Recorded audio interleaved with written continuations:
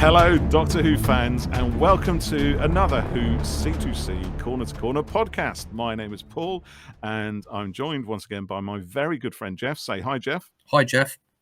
And as promised previously, we also are joined by Mr. Ray Holman, costume designer for Doctor Who for many, many years. Those of you who tuned in to the first part of this podcast will have listened to Ray waxing lyrical about many, many stories behind the scenes. And we've got more of those stories to tell. So without further ado, should we crack on? Let's go for it. Let's go for another Twitter one, which is somebody has got in contact with us. It's Let Your Notchy Lead at Goddess YK13, who asks, which among Who or outside of Who are the toughest costumes to create and why? It's probably quite a big question, that one, isn't it? I'll keep us going for a little while. That is quite a big question. I think that whatever job you do, you start afresh, and no costume is simple. If you do period productions, there's a lot of academic research and a lot of historical records that relate to period costumes. So it's kind of, those are, because when you reproduce period costumes, it's seen as more academic and sometimes a little bit more skillful. But the invisible thing that happens in the world of costume is that if you're watching a contemporary program and you don't notice the costumes, or the costumes are so suitable, the costumes help the story without actually taking you out of the story, then that's a really good costume job.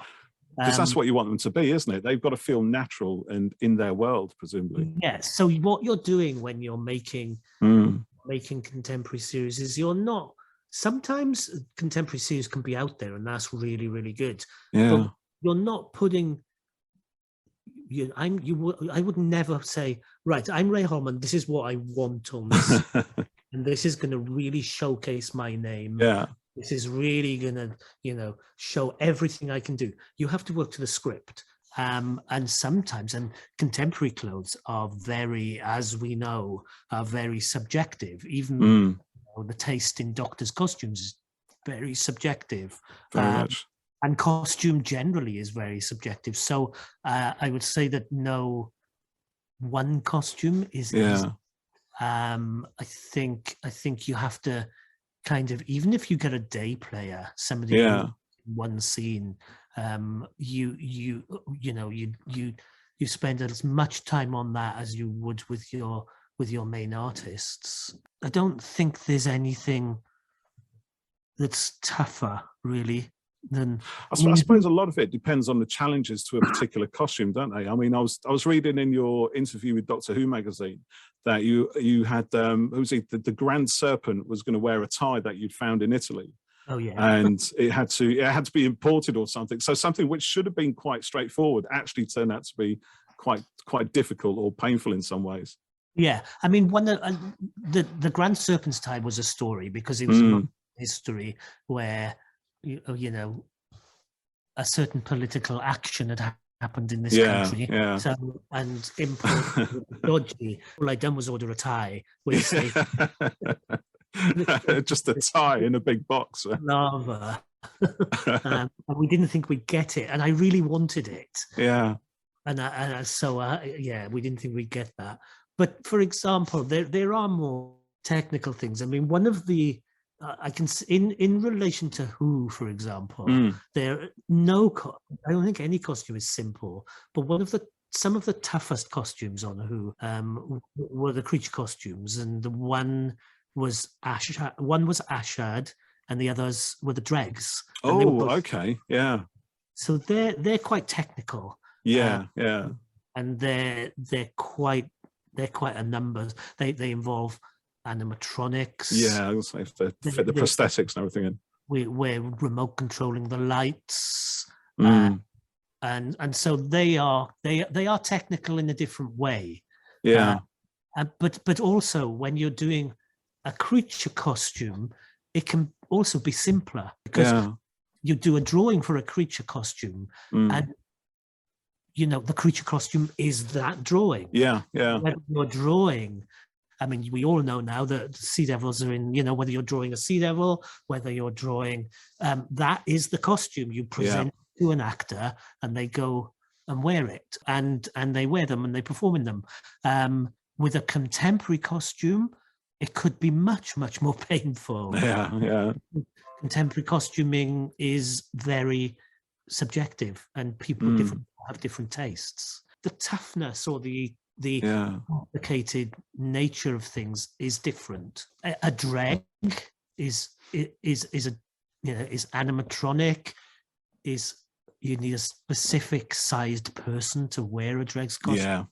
It's hot. Sight lines are bad.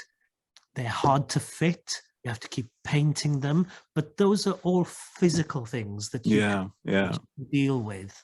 A dreg doesn't talk a lot. They're scared. Whereas a doctor or the lead in, say, Broadchurch, David Tennant's and Olivia Colman's costumes in Broadchurch, they didn't just look the way they were. David's suits were broken down. They were fitted. Yeah. He wore them in a scruffy way. Ellie in Broadchurch just didn't care about her clothes. That's equally as challenging. So it's reflective of the character. It's like practical considerations. It's again, like we said, with branding and stuff as well. There's so many things that you've really got to think about, isn't it? Yeah, and one of the things that I used to do a program called Ramsay Nesbitt, and Gregor Fisher, the actor. Oh, I remember that. Yeah, I remember that. Part of his costume was this was in the 90s, was a vintage pair of 70s Adidas sand shoes. And were not available. You could not get them. Oh. Only walk as Nesbitt in those shoes. Yeah. So I used to have to recreate them. And see, that's something, isn't it? You'd never think of that, a pair of shoes. So the shoes create the walk. Yeah. The boots on the doctor creates her walk. Do you know what I mean? So, yeah. So it's all considered. It all has to be considered. The other thing as well is, because you mentioned earlier that you didn't feel you were quite ready for Doctor Who or sci-fi, particularly in that way. Now that you're on the other side of that and you're fully grounded, I would imagine you're one of the absolute authorities in costume design for TV sci-fi. Do you have a preference now between either the kind of real world stuff and the more fantastical, or are you are they 50-50? Yeah, I think it's 50-50. My thing at the moment is that I've been on Doctor Who with Jodie I've done things in between. Yeah. I've done 3 series and 3 specials. Yeah. Or even more specials. Even anyway, more. I've been there for a while. Doing that, and I feel I could do with a break from that, because you can't keep churning out ideas. You start repeating yourself, and there's a part of me, and as you know from our chat today, I like doing social conscious drama, doing drama based on novels, and so as long as I can get a bit of both, then I'm happy. I went off. There was a very brief break between series 11 and series 12, but I did Fleabag because I knew Phoebe, and it was hard work. But I mean, if I hadn't done it, I would have really regretted it. That really took off. It's really popular, wasn't it? I watched that. I loved it. I thought it was great. And I love that because it's not Doctor Who.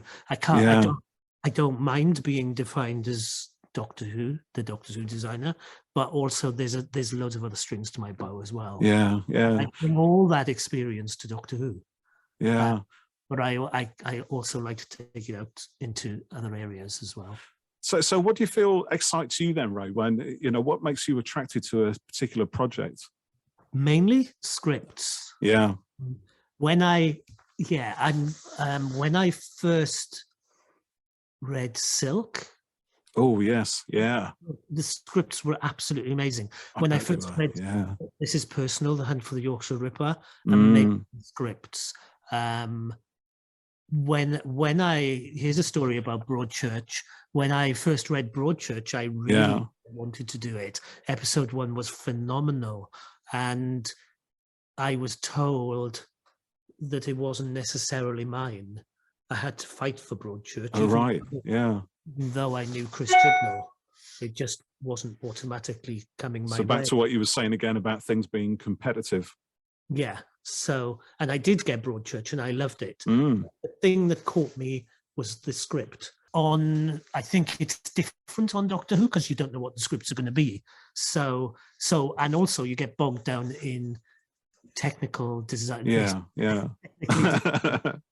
And so my job is not to write the scripts, is to design it. It's Doctor Who, particularly unusual job in that with other series, I will know what all scripts are, and I'm really fussy about them. Are you? Yeah. Yeah, I will. Yeah. I will turn down, as I just have a really big, expensive job.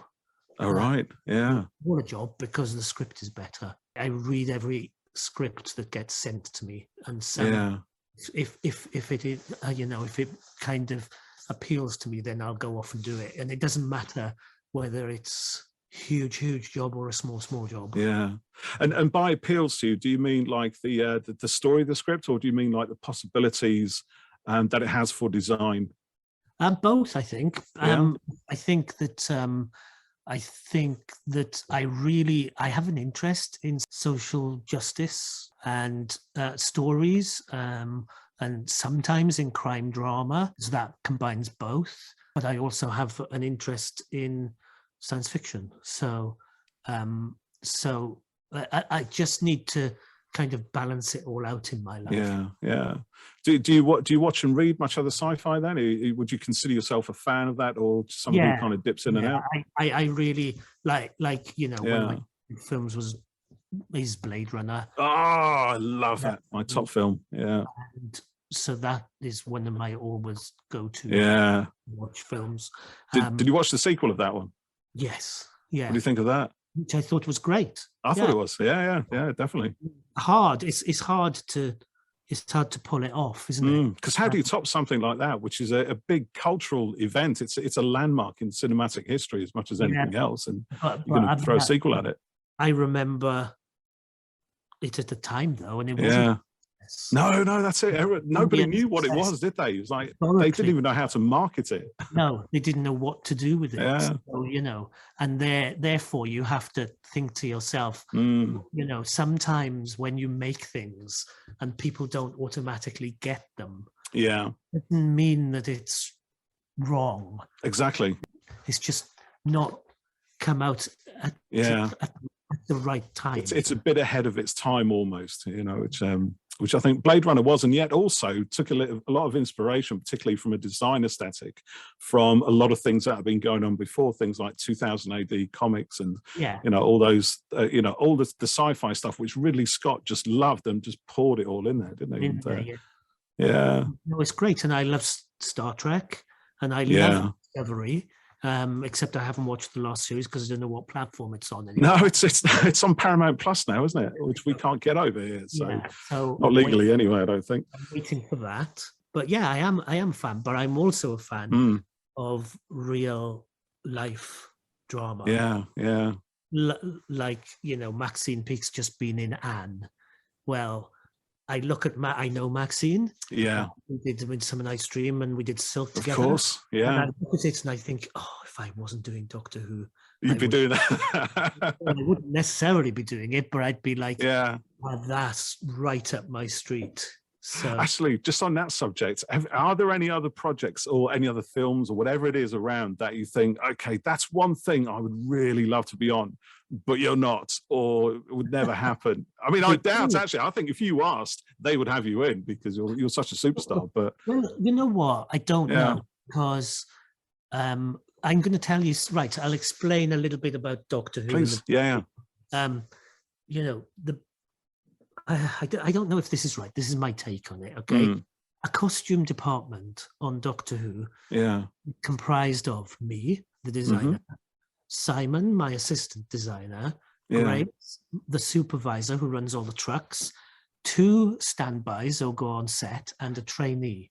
And it took years, and I only managed to get somebody to run the workroom last series. Really? I think that showed on screen, but the BBC couldn't afford it before that. And so that's what it is. Whereas you get other big science fiction things, and they run like films, and so we can't compete on Doctor Who. We you know, people think we can, and we make it the best I know what you mean. Can do. So in a way, sometimes people are a bit snotty about Who, because you know the BBC isn't Disney. It's not Marvel. I'm hoping for that Russell will manage to get some really good financing. Fingers crossed. Yeah. He'll really move it forward. And make different worlds out of it. But that hasn't quite happened yet. And when it has, we're working with the BBC budgets, and BBC budgets are. I'm not moaning about them because it's a skill to do within budget, and I think people sometimes forget. I agree. Yeah, we're all working to a specific budget. And we can't. We can only do. There are only certain things we can do, and so when you're doing something like Doctor Who in a science fiction way, it can be at the bottom of the rung in comparison to other things. But that doesn't, and because you can't show all your skills. But what you do is you're showing the skill of doing in a restrained way. Which is a skill in itself, isn't it? And it's interesting because particularly what you say there, because the production quality of Doctor Who that comes through on screen, every single aspect of it as a viewer, it comes across to be at such a really high level, an incredibly high level, certainly when you compare to what it was before it came back.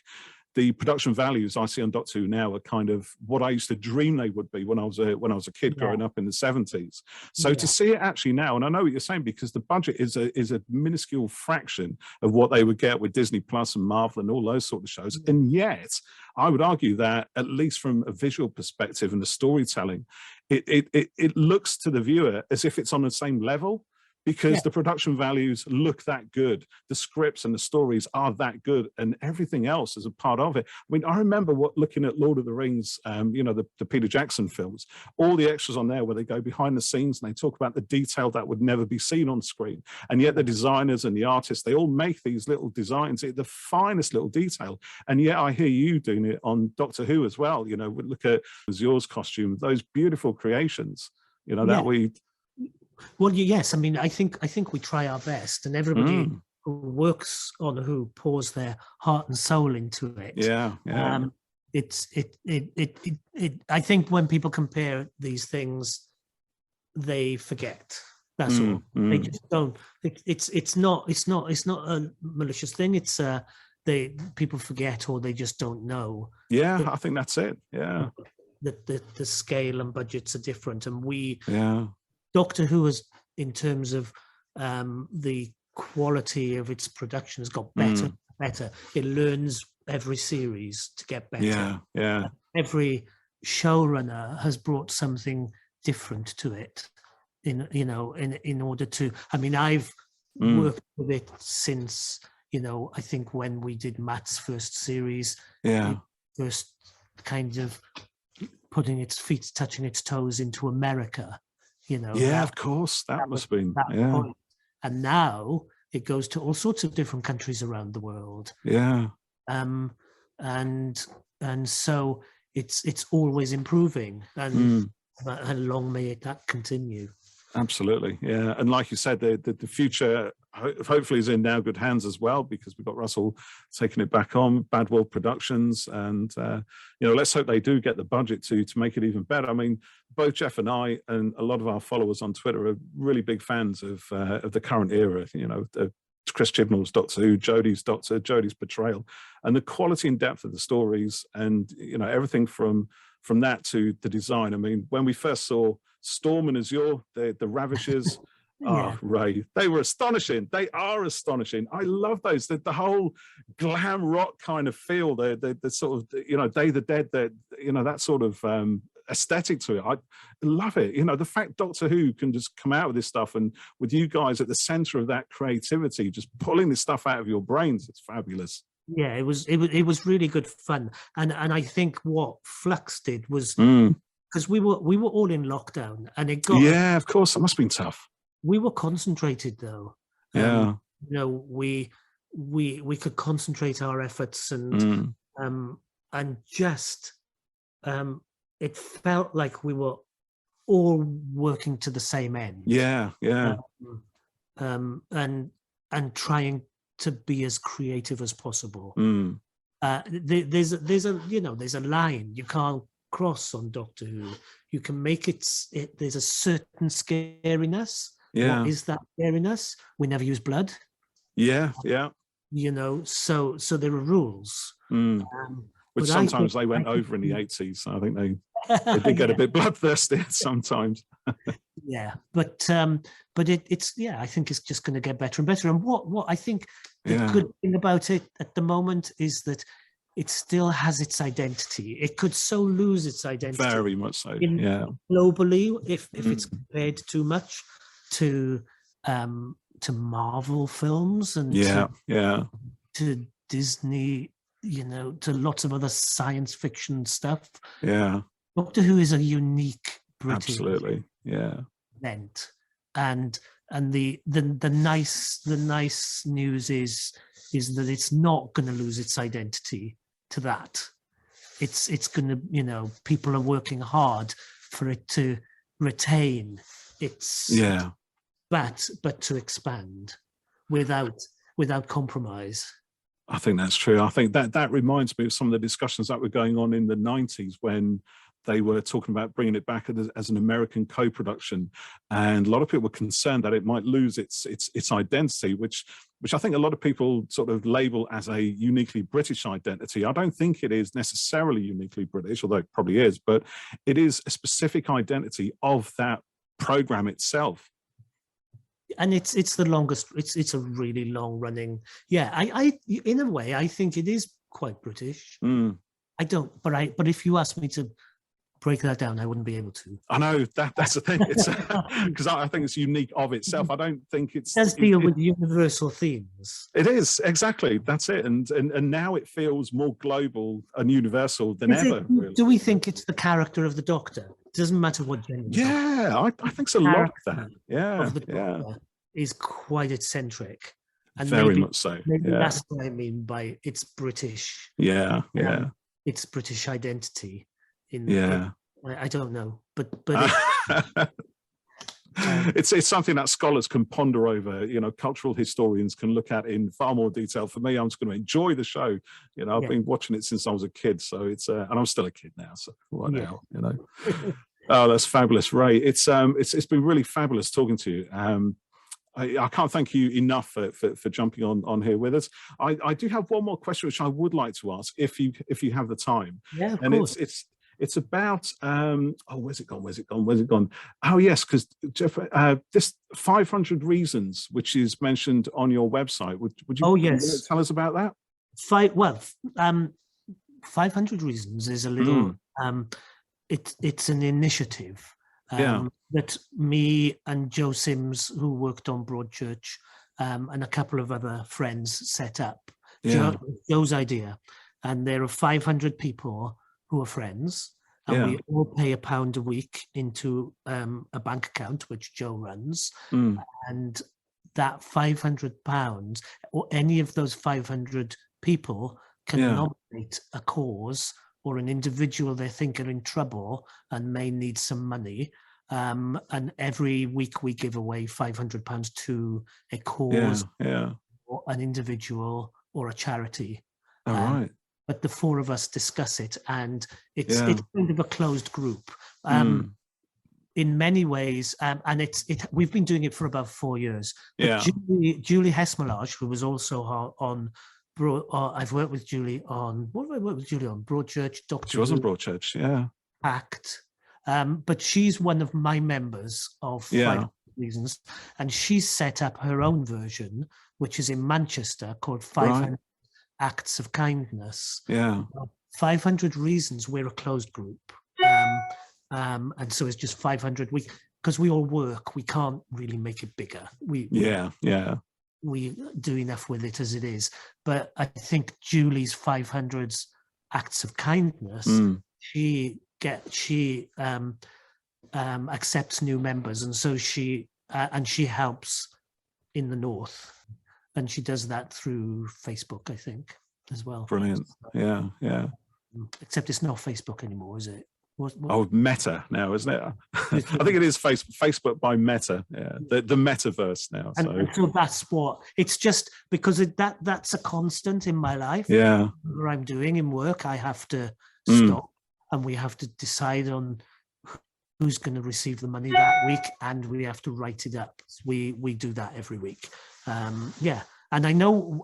Can I just tell you about? Please. I'm going to move on to the Albert scheme. Yes, please do.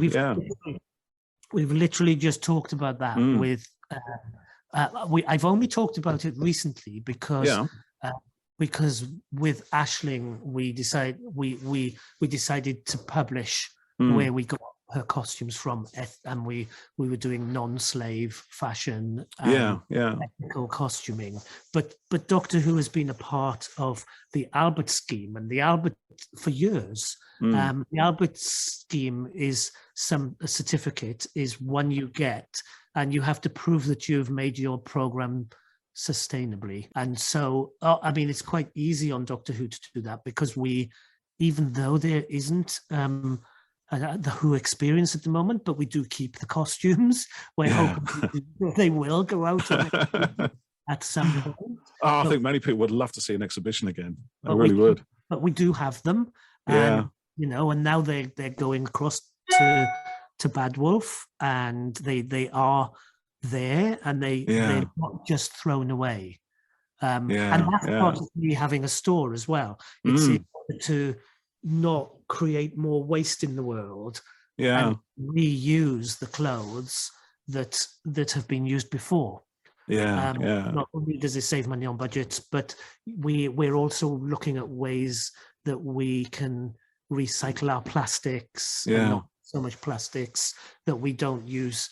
With the clothes that we use on productions are ethically sourced, so we don't use slave labor from foreign countries. But that's what Albert is all about, and I think Doctor Who has been attached to Albert for many years. I think I've seen the certification logo on the end of the credits over quite a few years now. And I think just because Aisling and I did that with her costume for the special, deliberately through that, because Aisling's sister wrote something called the Costume Directory, which is about how to, a couple of years ago, which is how to sustainably create costumes, and we referenced that. So put it out there in the world a bit more. Fabulous, So we can put a link to that on the end of the podcast as well. We can do all that sort of stuff. Have you seen? I think the costume. If you Google the Costume Directory. It comes up. Let me do that. Let's have a look. The Costume Directory. Yeah. Hold on. So I've got. Look at that. There it is. So, but I had this. When Aisling and I spoke. There's the Facebook group. Yeah. I always had this, so I did not. Spiral-bound notebook, listeners.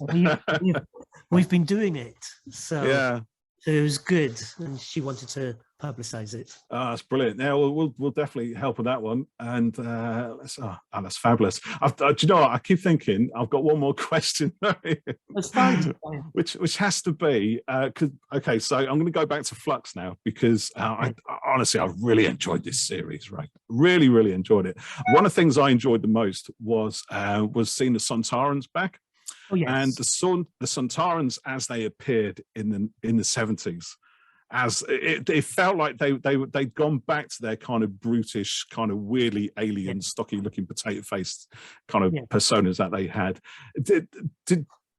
As a sort of Doctor Who / science fiction aficionado, did you feel any kind of responsibility to get that right, in inverted commas? Was it a do you know what? Pressure? Yeah. Yes.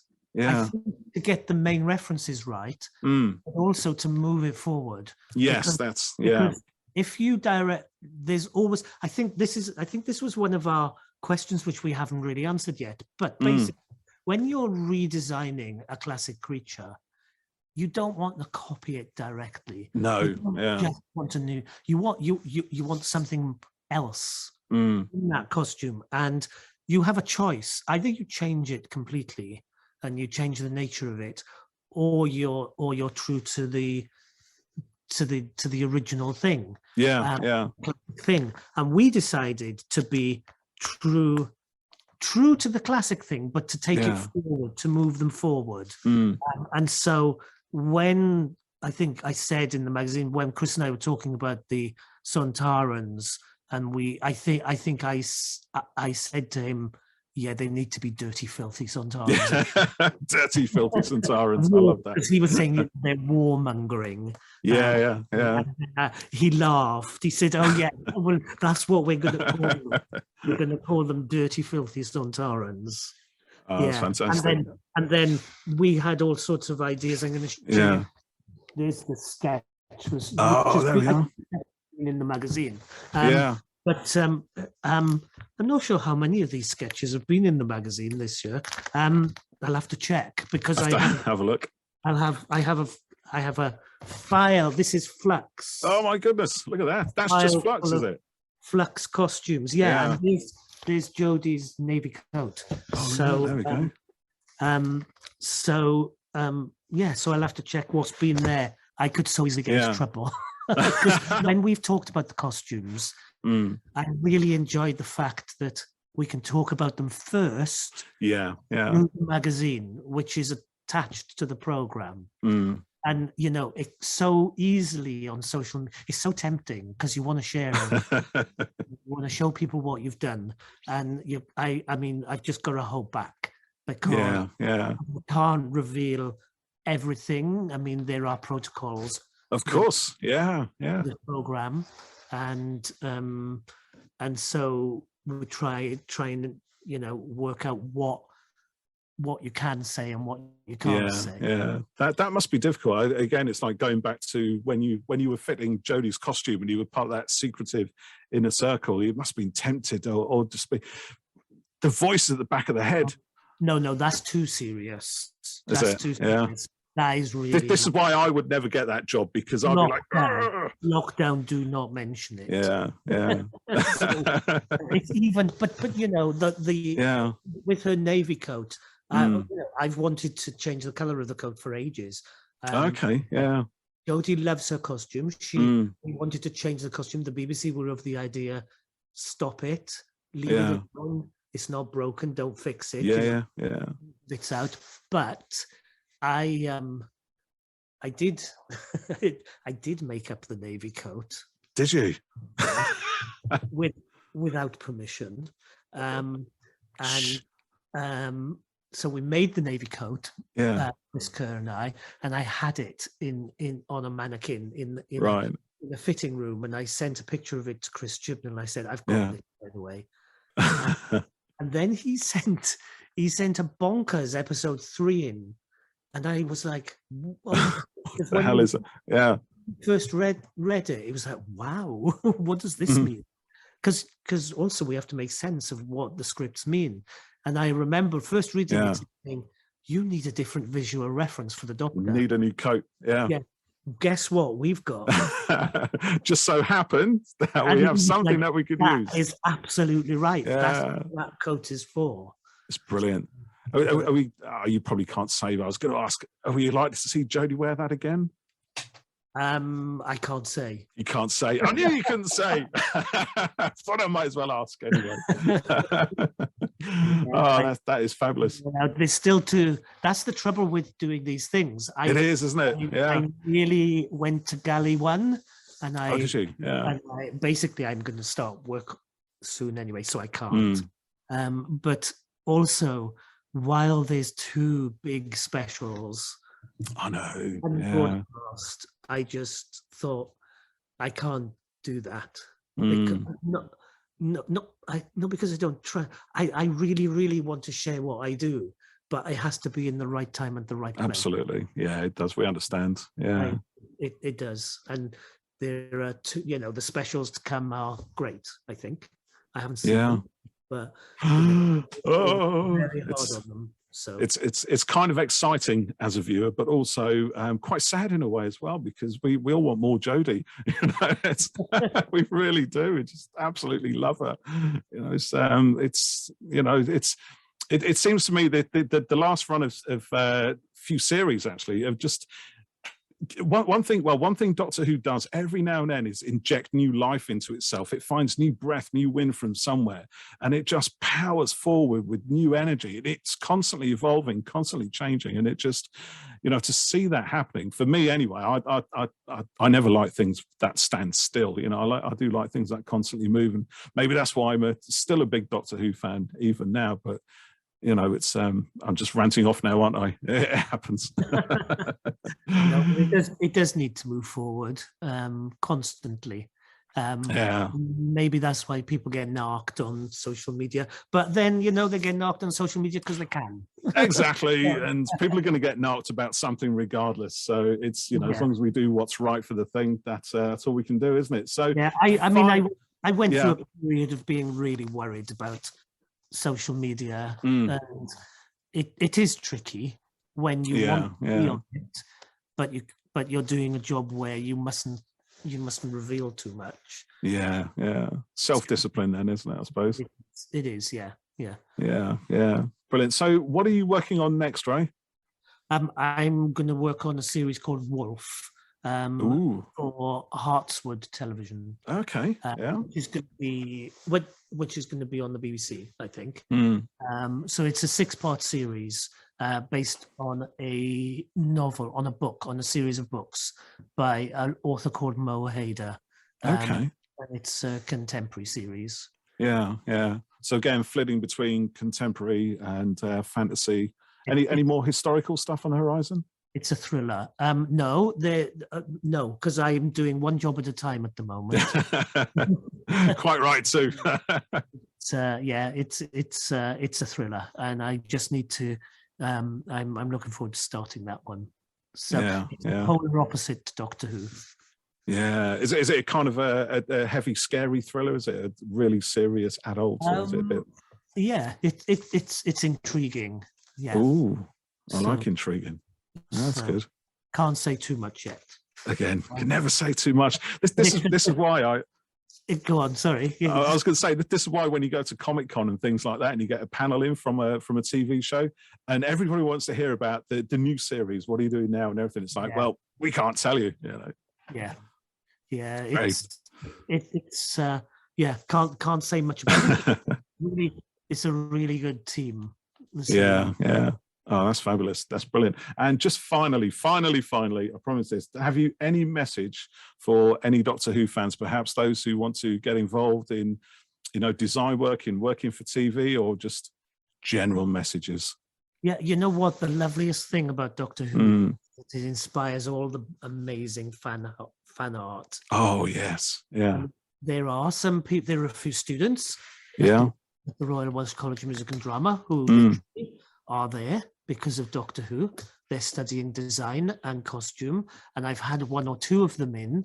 There was a young lady who's come from America to study College of Music and Drama, who I couldn't get in last year because of COVID, but would have. Oh, right. Yeah.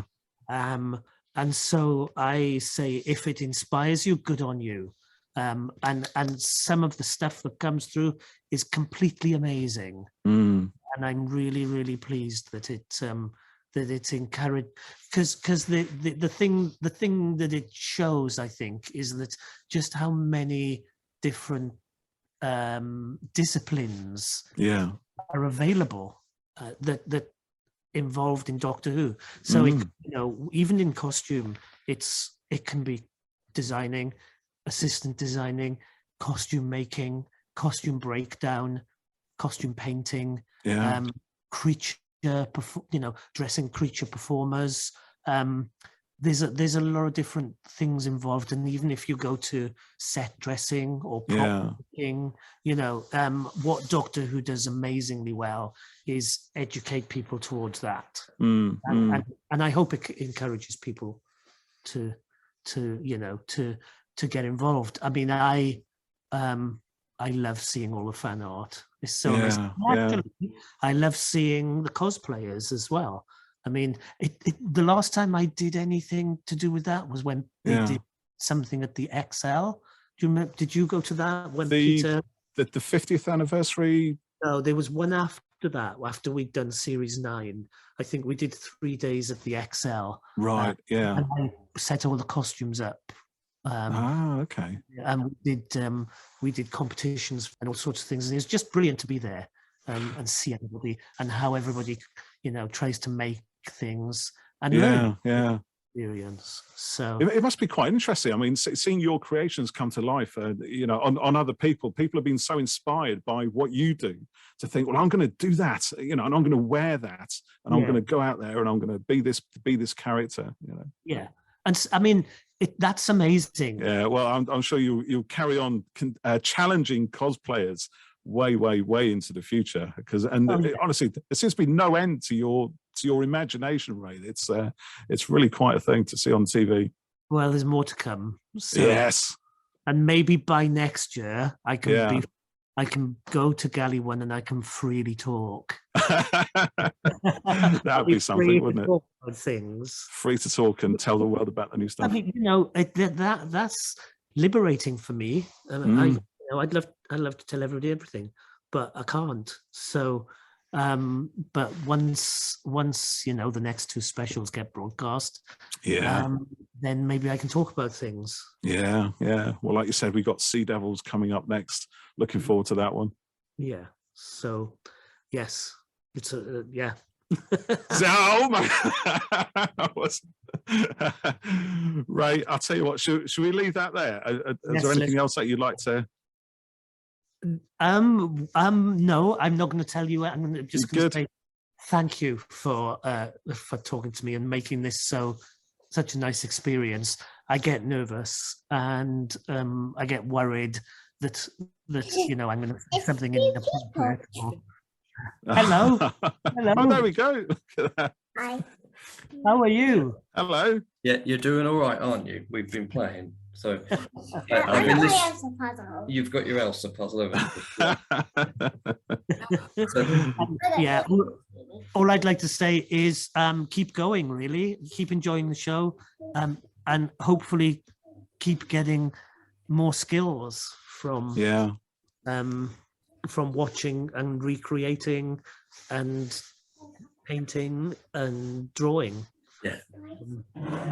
Brilliant. And being inspired. Fantastic. Ray, thank you so much for being on our little podcast. It's been an absolute event. It's been a life event, this one, for me. I've really enjoyed it. Will you let me know wherever it goes? Or when absolutely. Brilliant. All right. Thank you very much, both. Thank you very much. Thank you so much, Ray. Wish you all the best. Thank you very much. See you soon. Take care. You too. Bye. Well, Paul, that's been absolutely brilliant having Ray join us for the podcast. It's been a lot of fun. Really enjoyed that. Really good. We hope you've enjoyed listening to that. So much inspiration there and great stories about everything from across his career.